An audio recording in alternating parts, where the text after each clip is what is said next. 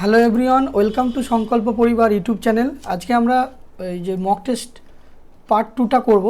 অঙ্কের আমাদের টোটাল আগের দিন 18টা সলভ করেছিলাম, আজকে বাকি অঙ্কগুলো সলভ করব। তো এই হচ্ছে মক টেস্টের পেপার, যেটা আমাদের টেলিগ্রাম চ্যানেলে দেওয়া রয়েছে, তোমরা সেখান থেকে মক টেস্টটা দিতে পারো। তো শুরু করছি আজকের অঙ্ক, যেটা কত থেকে শুরু হবে আমাদের 18 থেকে 18 পর্যন্ত হয়ে গেছিলো আমাদের। নেক্সট হবে 19 নম্বর অঙ্কটা কী বলছে দেখো। Anil spent 40% of his income on rent and 40% of the remaining income on medicine. If he saves 7200 every month, then his monthly income কত হবে? তো এই টাইপের অঙ্কগুলো এই শিফটে দুটো দিয়েছে টোটাল। তো কীভাবে করতে হয় শর্টকাট দেখে নাও। 40% তার যে ইনকাম, তার 40% সে খরচ করে রেন্টে। রেন্ট মানে হচ্ছে ভাড়াতে। তা 40% মানে আমরা এটাকে ফ্র্যাকশানে যদি নিয়ে আসি, তাহলে কত হবে 40/100, সেটাকে কাটাকুটি করলে 2/5। সেই ভ্যালুটা আমাদের সরাসরি মুখস্থ করে রাখলে সুবিধা হবে। তাহলে মনে করলাম যে তার ইনকামটা ছিল আগে হচ্ছে 5, আর এই 3টা হচ্ছে রেন্টে দিয়ে দিয়েছে, রেন্টে খরচ করে দিয়েছে। তাহলে তার কাছে রিমেনিং পড়ে রইল কত? রিমেনিং হচ্ছে 5 থেকে 2 বাদ দিলে হয় কত? 3। তাহলে আমার রিমেনিং এখন যেটা পড়ে রয়েছে সেটা হচ্ছে 3। আর 40% of the remaining income on medicine. তাহলে আবার সেই 40% মানেই তো আমরা জানি 2/5। তাহলে সেই 2/5-এর মধ্যে 5 হচ্ছে তার ইনকাম আর 2 হচ্ছে খরচ করে দিয়েছে মেডিসিনে। তাহলে কত পড়ে রয়েছে? তার পড়ে রয়েছে কত? 3 পড়ে রয়েছে। তাহলে আমরা সেক্ষেত্রে যদি বের করি, টোটাল ইনকাম কত হয়ে গেল? 5 5 25, আর টোটাল রিমেনিং কত পড়ে রয়েছে? 3 3 9। এই রিমেনিংটাই আমাকে বলে দিয়েছে কি সেভস 7200 টাকা প্রত্যেক মাসে সেভ করে। অর্থাৎ এখানে রিমেনিংটা না লিখলে বেশি ভালো হবে, যেহেতু আমার সেভিংসটা অঙ্কে দিয়ে দিয়েছে। ঠিক আছে, তাহলে আমি এটাকে চেঞ্জ করে দিচ্ছি। দেখো লেখাটা এখানে রিমেনিংটা না দিয়ে যদি আমি সেভিংস করি তাহলে একই হবে। ঠিক আছে, এটা রিমেনিং বলেনি, সেভিংস বলেছে, সেই জন্য এটা যাই লেখো একই ভ্যালু একই দাঁড়াবে। তো সেক্ষেত্রে আমরা যদি এটাকে লিখি সেভিংস, ইনকাম আর সেভিংস, এটা লেখাই ভালো হবে। তার কারণটা হচ্ছে তার ইনকামের সে 40% স্পেন্ড করে, মানে খরচা করে। তাহলে 5 যদি ইনকাম হয় আর 2 যদি খরচ করে, তাহলে 3 হচ্ছে তার সেভিং, 5 থেকে 2 বাদ দিলে। তাহলে এই যে 9 ইউনিট বেরোলো, এই 9 ইউনিটের ভ্যালুই হচ্ছে অঙ্কের বলে দিচ্ছে 7200 টাকা প্রত্যেক মাসে। তাহলে 1 ইউনিটের ভ্যালু কত হবে? 1 ইউনিটের ভ্যালু হবে 800 টাকা। 8 9 72। আমাকে জিজ্ঞেস করেছে কি দেন ইজ মান্থলি ইনকাম। তো মান্থলি ইনকাম কত? 25। তাহলে 25 ইউনিটের ভ্যালু কত হবে? 8 25 200, অর্থাৎ 20,000। এটা সঠিক উত্তর হবে অপশান 3। যদি এটা বছরে বের করতে বলতো তাহলে কিন্তু 12 দিয়ে গুণ করতে হতো, তো ওরা ইয়ারলি আমাদের বের করতে বলেনি, তো সেই জন্য আমরা মান্থলি করে দিলাম। এরপরের অঙ্কটা দেখো, টাইম অ্যান্ড ওয়ার্কের একটা অঙ্ক দিয়েছে। কি বলেছে? এ একটা কাজ 6 দিনে করতে পারে আর বি একটা কাজ 8 দিনে করতে পারে, এবং দুজনে যে কাজটা নিয়েছে সেটা 3200 টাকার। দুজনে যে টাকা পাবে সেটা 3200 টাকা, এবং সি এর সাহায্য নিয়ে, with the help of C they completed the work in 3 days। C এর সাহায্য নিয়ে তারা কাজটা 3 দিনে করতে পারে। তাহলে এ যদি বলি আমি, এ হচ্ছে কত দিনে করে? 6 দিনে করে। বি সেই কাজটাই কত দিনে করে? 8 দিনে করে। আর 3 জন মিলে এ প্লাস বি প্লাস সি একসাথে ওরা 3 জনে করে 3 দিনে। তাহলে 3টের এলসিএম বা এই দুটোর এলসিএম নিলেও হবে। শুধু 6 8-এর এলসিএম নিতে পারি, বা 3টের এলসিএম নিলাম। তো 3টের এলসিএম কত? 3টে লসাগু হচ্ছে 6 আর 3 লসাগু হচ্ছে 24। সব থেকে বড়োটা লসাগু হয় বা তার মাল্টিপেল। এখানে 8টা লসাগু হলো না, কারণ 8কে 6 দিয়ে ভাগ যায় না বা 3 দিয়ে ভাগ যায় না, সেই জন্য 8-এর মাল্টিপেল 16 দিয়ে হবে না। 8-এর 3 গুণ হচ্ছে 24, সেই জন্য 8-এর 3 গুণ হচ্ছে 24, যেটা সবাই ভাগ চলে যাবে। যেমন 24কে 6 দিয়ে ভাগ করলে 4 হয়, এবং এটা হচ্ছে এফিসিয়েন্সি। এই 24টা হচ্ছে আমার টোটাল ওয়ার্ক বা টোটাল টাকা তাদের, এবং সেটাকে যদি ডেজ দিয়ে ভাগ করি এফিসিয়েন্সি বেরোবে। এর এফিসিয়েন্সি কত বেরোবে? 3, আর এদের 3 জনের এফিসিয়েন্সি বেরোবে 8। এবার আমরা টাকা পয়সা সবসময় তাদের এফিসিয়েন্সির অনুপাতে ভাগ করি। ঠিক আছে, এবার এই 24 ইউনিট যেটা, সেই 24 ইউনিটে প্রশ্ন বলে দিয়েছে কত টাকা? এই 24 ইউনিট টোটাল টাকা, সেটাই অঙ্কে বলে দিয়েছে 3200 টাকা, 3200। তাহলে 1 ইউনিটের ভ্যালু কত হবে? 1 ইউনিটের ভ্যালু হবে 3200/24। এখন বের করতে বলেছে কি how much is to be paid to সিকে কত টাকা দেওয়া হবে। তাহলে এখানে সি এর এফিসিয়েন্সি বের করতে হবে। সি এর 3 জনের এফিসিয়েন্সি কত? এ প্লাস বি প্লাস সি, 3 জনের এফিসিয়েন্সি হচ্ছে 8, আর এ প্লাস বি এর এফিসিয়েন্সি কত? 4 আর 3 7, এ প্লাস বি এর এফিসিয়েন্সি হচ্ছে 7। তাহলে আমরা যদি সি বের করি এখানে, তাহলে সি কত হবে? 8 - 7, অর্থাৎ এফিসিয়েন্সি হচ্ছে 1। এবার সি কতটা কাজ করেছে একসাথে, বা তিনজন একসাথে কাজ করেছে, তাহলে আমরা একসাথে যদি বের করি বা শুধুমাত্র সি বের করি, A B C or C, তাহলে সেক্ষেত্রে কী হবে, আমরা কি জানি এফিসিয়েন্সি ইন্টু টাইম। তাহলে এখানে সি এর এফিসিয়েন্সি হচ্ছে 1, সি এর এফিসিয়েন্সি হচ্ছে কত বেরিয়েছে 1, ইন্টু তাহলে কত টাইম লেগেছে 3 দিন, 3 দিন হচ্ছে টাইম লেগেছে সি এর, সি 3 দিন কাজ করেছে এ বি সির সাথে, তাহলে 3 একে 3, 3, তাহলে এই 3 ইউনিটের ভ্যালু জিজ্ঞেস করেছে, 3 ইউনিটের ভ্যালু কত হবে 3200। এটা যদি কাটাকুটি করে দিই, 4 দিয়ে কাটাকুটি করে দিলাম বা 8 দিয়ে কাটাকুটি করলাম, 3 8 কে 24, 4 8 কে 32, 400, তাহলে এটা কত হবে 400/3 ইন্টু 3, তাহলে 3 3 কেটে গেলে এটা হবে 400। তাহলে এটা সঠিক আনসার কত হবে, অপশান 2 ₹400। নেক্সট 20 অঙ্ক একটা অ্যালজেব্রা থেকে দিয়েছে, বীজগণিত থেকে। কীভাবে করব এটা, x প্লাস 1/x এর মান যদি 5 হয় তাহলে x স্কোয়ার প্লাস 1/x স্কোয়ারের মান কত। দেখো প্লাস থেকে যদি প্লাসে যায় তাহলে একটা ডাইরেক্ট ফর্মুলা আছে a স্কোয়ার মাইনাস 2, অর্থাৎ এই 5-এর স্কোয়ার মাইনাস 2 করে দিলে আমাদের উত্তর বেরিয়ে যাবে 25, 25 থেকে 2 বাদ দিলে হয় 23, 23 এটা সঠিক উত্তর হবে। ঠিক আছে, আর যদি ফর্মুলাতে পুট করো তাহলে এটা কি a স্কোয়ার প্লাস বি স্কোয়ারের সূত্র, তাহলে আমরা জানি কি a স্কোয়ার প্লাস বি স্কোয়ারের সূত্র হচ্ছে a প্লাস বি তার whole square, a plus B তার হোল স্কোয়ার মাইনাস 2ab, 2 মানে হচ্ছে x into a into B মানে এটা, তাহলে এখানে এক্স কেটে যাবে, আর x প্লাস 1/x এর মান এখানে 5 তো বলেই দিয়েছে, x প্লাস 1/x এর মান 5 বলে দিয়েছে, তাহলে 5 স্কোয়ার মাইনাস 2 একই রকমভাবে, তাহলে 5 স্কোয়ার মানে কত হচ্ছে, 5 স্কোয়ার মানে হয়ে গেল 25, আর এটা হচ্ছে 25 থেকে যদি 2 বিয়োগ করি তাহলে হবে 23 হয়ে গেল। নেক্সট 22 নম্বর অঙ্ক দেখো, সেই একই রকমের অঙ্কটা দিয়েছে আগেরটা যেটা আমরা করলাম ইনকাম আর সেভিংসের স্পেন্ডের ক্ষেত্রে। একজন মানুষ 20% তার কাছে মানি রয়েছে, সে 20% যা মানি আছে 20% হারিয়ে ফেলেছে। After spending 25% of the remaining, এবং বাকি যেটা পড়ে রয়েছে তার 25% সে খরচ করে ফেলেছে এবং তার কাছে 480 টাকা পড়ে আছে। তাহলে অরিজিনালি তার কাছে কত টাকা ছিল, অরিজিনালি হি হ্যাড মানি। তাহলে আমরা জানি কি 20% মানে যদি ফ্র্যাকশনে বের করি 20% মানে হলো 1/5, 1/5। মনে করলাম যে তার কাছে অরিজিনালি ভ্যালু ছিল 5 এবং একটা হচ্ছে হারিয়ে গেছে মাইনাস, তাহলে বাকি কত পড়ে রইল 4।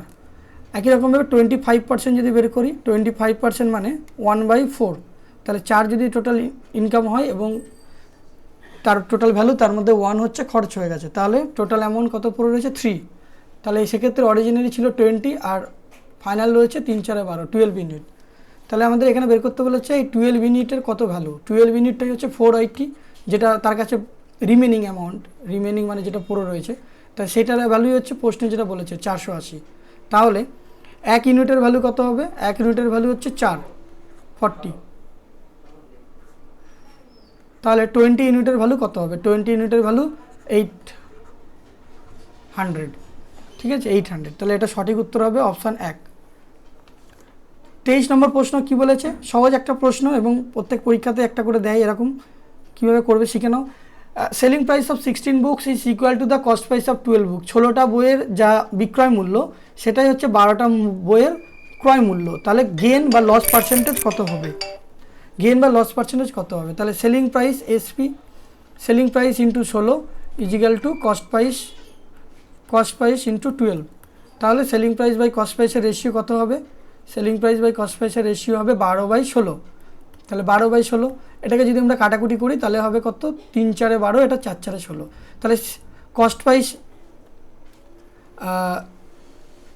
Selling price by cost price বেরিয়ে গেল, এটা কত বেরোলো 12/16। তাহলে সেলিং প্রাইস যদি 3 হয় আর কস্ট প্রাইস যদি 4 হয় তাহলে মানে কি হচ্ছে, সে 1 টাকা লসে বিক্রি করছে, 1 টাকা লসে বিক্রি করছে, তাহলে আমাদের এখানে লস বেরোবে। লস মানে কত হচ্ছে 1/3 ইন্টু 100 পার্সেন্টেজ, তাহলে এটা কত হবে 100/3 পার্সেন্টেজ বের করতে গেলে এটা হয়, তাহলে 100/3 এটা হচ্ছে লস হচ্ছে। ঠিক আছে,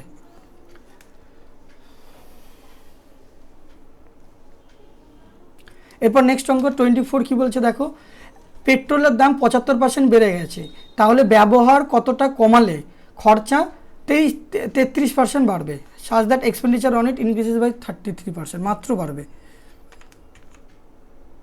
তাহলে এটা কীভাবে করবো অঙ্কটা, পেনটা এখান থেকে সিলেক্ট করিনি। তাহলে পেট্রোলের দাম প্রথমে আমি ধরে নিলাম যে 100 ছিল, এটা ধরে নিলাম তার ইনকাম, তার প্রাইস এবং এটা এক্সপেন্ডিচার ধরে নিলাম, তাহলে তার 75% দাম বেড়ে গেছে, 75% যদি 100-র মধ্যে বেড়ে যায়, তাহলে এখন কত দাম হচ্ছে সেটার 175, 175। By what percent should is consumption reduce, consumption কত কমালে এক্সপেন্ডিচার 33% বাড়বে। এক্সপেন্ডিচার 33% যদি বাড়ে তাহলে এটা কত হবে, 33% যদি বৃদ্ধি হয় তাহলে 133 হবে। তাহলে এক্ষেত্রে আমার আগে ছিল 175, এখন 133, তাহলে কত কমাতে হবে, এখানে কত কমাতে হবে, 175 থেকে যদি বিয়োগ করি, 5 থেকে 3 বার দিলে 2, 7 থেকে 3 বার দিলে 4, 42। তাহলে আমাকে পার্সেন্টেজ বের করতে বলেছে, কত পার্সেন্ট কমবে, তাহলে 42 কতর মধ্যে কমবে, 175, কারণ এই 175-এর মধ্যে 42 কমে তবে 133 হবে। তাই এটাকে যদি আমরা 100 করি পার্সেন্টেজে বের করার জন্য, তাহলে এটা কাটাকুটি করি, 4 25 100, আর এটা 25 দিয়ে 7 25 175, আর এটা হচ্ছে 6 7 42, তা 4 6 24% হবে উত্তর, 24% রিডিউস, 24% রিডিউস। কিন্তু এটা এখানে অপশানে নেই, এটা অপশান ভুল রয়েছে, ঠিক আছে, অপশানে মিস্টেক নেই, এটা 76% তখনই হতো যে বলছে কতটা কমে হতো, তাহলে সেক্ষেত্রে আমাদের বের করতে বলেনি, আমাদের 24% বেরোচ্ছে, এটা অপশান ভুল রয়েছে।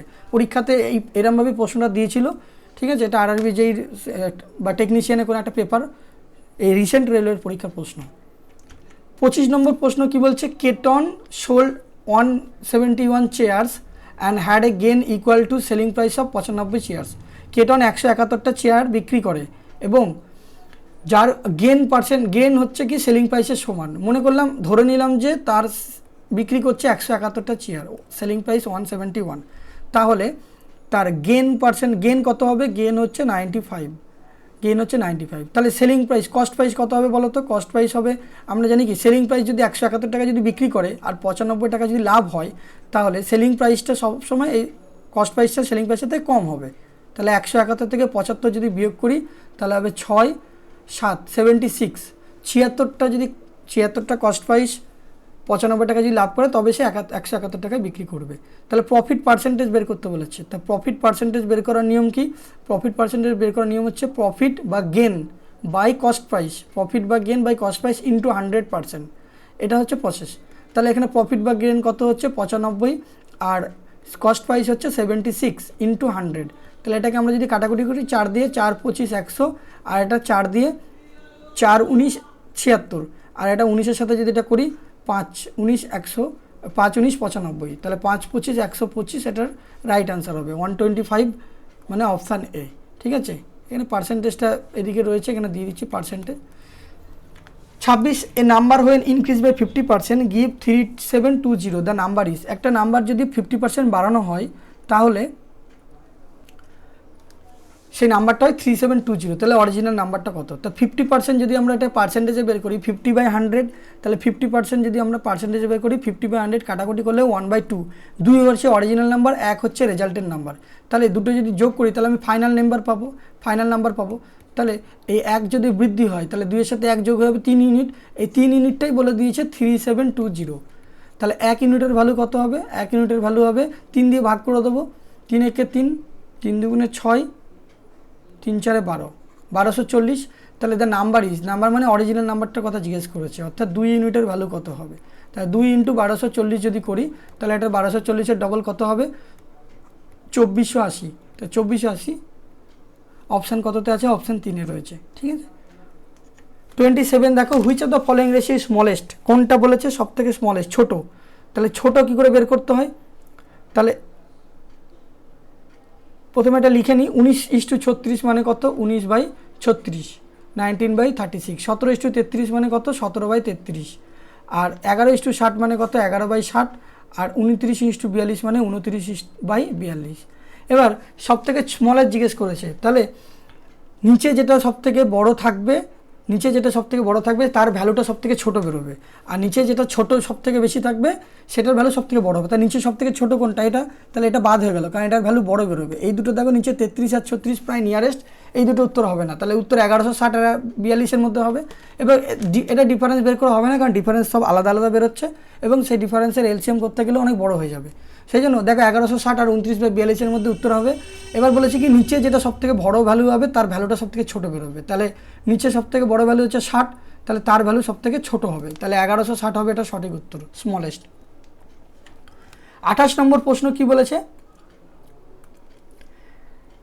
The sum of N observation is 160 and their average is 40। আমরা জানি কি সাম মানে হচ্ছে যোগফল, যতগুলো সংখ্যা থাকবে এবং তত সংখ্যা দিয়ে যদি ভাগ করি তাহলে আমরা পাবো কি অ্যাভারেজ। এটা অ্যাভারেজ বের করার ফর্মুলা, ঠিক আছে। তাহলে সেক্ষেত্রে সাম কত বলে দিচ্ছে 160, আর অ্যাভারেজের এনের মান বের করতে বলেছে, আর অ্যাভারেজ বলেছে 40। তাহলে এটা যদি কাটাকুটি করিস 0 0 কেটে যাবে, 4 4 16, তাহলে এনের মান কত হবে 4। এখন আমাদের বের করতে বলেছে 7n + 15, 7n + 15 মানে কত, 7 × n এর মান 4 + 15। যদি এটা আমরা করে দিই তাহলে এটা কত বেরোবে, 4 7 কে 28 + 15, তাহলে 28 আর 15 যদি যোগ করি তাহলে এটা কত হবে, 8 আর 5 13, 3 হাতে 1 2 3 আর 1 4, 43। তাহলে এটার 43, অপশান 4 হবে সঠিক উত্তর। 29 নম্বর কি বলেছে, find the surface area of a sphere whose diameter is equal to 18 centimetre. একটা গোলকের সমগ্র তলের ক্ষেত্রফল বের করতে বলেছে, এই সারফেস এরিয়া বের করতে বলেছে গোলকের। তা গোলকের সারফেস এরিয়া সূত্র কি, গোলকের সারফেস এরিয়া সূত্র হচ্ছে 4πr²। এখানে ডায়ামিটার হচ্ছে 18 সেন্টিমিটার, তাহলে রেডিয়াস কত হবে, 18কে 2 দিয়ে ভাগ করলে হবে 9 সেন্টিমিটার। তাহলে যদি আমরা এখানে মান বসাই 4 × 22 × 7, পায়ের মান হচ্ছে 22 × 7 ইন্টু রেডিয়াসের স্কোয়ার কত 9 × 9। তাহলে সেক্ষেত্রে এটা মনে মনে যদি করে নিই 3 7 কে 21 মনে করলাম, হ্যাঁ 22টা রয়েছে একটু কম, তাহলে 3 7 কে 21 যখন করলাম টোটাল ভ্যালুটা আমার একটু বেশি বেরোবে। তা 3 4 12, 9 12 কত 108, 180-র সাথে যদি 9 গুণ করি তাহলে হবে 8 9 72, 9 কে 9, 972-এর বেশি উত্তর হবে। 972-এর বেশি কোনো অপশানে নেই, এক্ষেত্রেও অপশানটা ভুল রয়েছে, ঠিক আছে। এটা হতে পারতো কিন্তু এটার ক্ষেত্রে এটা 972 করলে ঠিক হতো, ঠিক আছে। তো এক্ষেত্রেও অপশানটা ভুল রয়েছে। 30 নম্বর কি বলছে, 20% of A number is more than 20% of 530/180, তাহলে দ্য নাম্বার ইজ কত হবে, মনে করলাম নাম্বারটা হচ্ছে এক্স, তাহলে এক্সের 20% মানে কত, 20% মানে আমরা জানি কত 1/5, তাহলে x/1/5 এবং 20% এদের ডিফারেন্সটাই হচ্ছে 180, মানে 20% মানে 1/5, এই যে 20% মানে কত 1/5, তাহলে এই 1/5 অফ মানে হচ্ছে গুণ, আর 530 গুণ উপর লিখে দিলাম ইজিক্যাল টু 180। এদের ডিফারেন্সটাই হচ্ছে এত, অথবা 20% of X is equal to 180 plus 1/5 × 530, এটাও করা যেতে পারে, একই ব্যাপার। তাহলে 5 দিয়ে এটা যদি কাটাকাটি করি তাহলে 5 1 5, 5 6 30, আর এটা তাহলে কত হলো x/5 ইজিক্যাল টু 180, মাইনাসটা প্লাস হয়ে গেল প্লাস 106। তাহলে সেক্ষেত্রে x ইজিক্যাল টু কত হবে, এটা যদি যোগ করি আমরা তাহলে 6 8, আর এটা হচ্ছে কত 1 1 2, 286 × 5, তাহলে এটা যদি আমরা গুণ করি 5 6 30, 0 হাতে 3, 5 8 40, 43 3 হাতে 4, 5 2 10 আর 4 14, তাহলে 1430 অপশান 2 এ আছে, অপশান 2 সঠিক উত্তর। 31 নম্বর question, Neha and Kajal invest a business in the ratio 4:9। Neha এবং কাজল একটা বিজনেসে ইনভেস্ট করেছে যার অনুপাত 4:9, টোটাল প্রফিট করেছে 5590। তাহলে তাদের ডিফারেন্স বিটুইন দ্য প্রফিট, তাদের প্রফিটের ডিফারেন্স কত, আমরা জানি যে investment into time is equal to profit.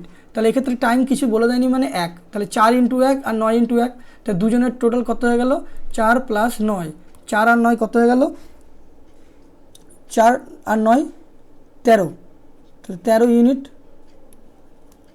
সেই 13 ইউনিটের ভ্যালু হচ্ছে কত, 13 ইউনিটের ভ্যালু 5590। তাহলে 1 ইউনিটের ভ্যালু কত হবে, 1 ইউনিটের ভ্যালু হচ্ছে 5590/13। তাহলে আমাদের জিজ্ঞেস করতে বলেছে ডিফারেন্স বিটুইন দ্য প্রফিট, তাহলে এদের দুজনের ডিফারেন্স কত, 4 আর 9 ডিফারেন্স কত 5 ইউনিট, তাহলে 5 ইউনিটের ভ্যালু হচ্ছে, এটা যদি কাটাকুটি করে নিই একটুখানি 13 দিয়ে, 4 13 52, 2 4 13 52, 3 13 39, 430, তাহলে 430 × 5, তাহলে এটা যদি আমরা কাটাকুটি করি তাহলে কত হবে 5 0 0, 3 5 15, 5 হাতে 1, 4 5 20 আর 1 21, তাহলে এটা সঠিক উত্তর কত হবে 2150। 32 নম্বর প্রশ্ন, একটা সিম্পল ইন্টারেস্টের অঙ্ক দিয়েছে। সিম্পল ইন্টারেস্টের অঙ্কটা কী বলছে, সিম্পল ইন্টারেস্ট বের করতে বলেছে 2000 টাকার ওপর 6.25% পার অ্যানামে, আর রেট অফ ইন্টারেস্ট 6.25% বলেছে। টাইম পিরিয়ড, এখানে টাইমটা আমাদের বের করতে হবে 14 ফেব্রুয়ারি 2023 থেকে 28 এপ্রিল 2023। এবার হচ্ছে 2023 হচ্ছে কি নন লিপ ইয়ার, আর নন লিপ ইয়ার হলে কী হবে ফেব্রুয়ারি মাসে 28 দিন হবে। তাহলে ফেব্রুয়ারি মাস বলেছে প্লাস মার্চ মাস বলেছে প্লাস এপ্রিল মাস বলেছে, 3টে মাস বলেছে টোটাল। তাহলে সেই মাসগুলো আমরা বসিয়ে দেবো। এবার ফেব্রুয়ারি মাসের 14 তারিখ থেকে বলেছে, তাহলে বাকি কত থাকে 28 মাস, তাহলে 28 থেকে যদি আমরা 14 মাইনাস করি তাহলে হয় 14। তাহলে ফেব্রুয়ারি মাসে 14 প্লাস মার্চ মাস আমাদের 31 দিনে হয়, আর এপ্রিলের বলে দিয়েছে 28 তাহলে সবগুলো যোগ করলে কত হবে 73 ডেজ। 73 ডেজ। এটাকে যদি আমরা বছরে নিয়ে আসতে চাই তাহলে কি করব, বছরে নিয়ে আসতে গেলে এটা হবে 73/365 ডেজ, ইয়ার হয়ে গেল, ইয়ার। এবার আমাদের এসআই ইজিক্যাল টু আমরা কি জানি formula, simple interest SI is equal two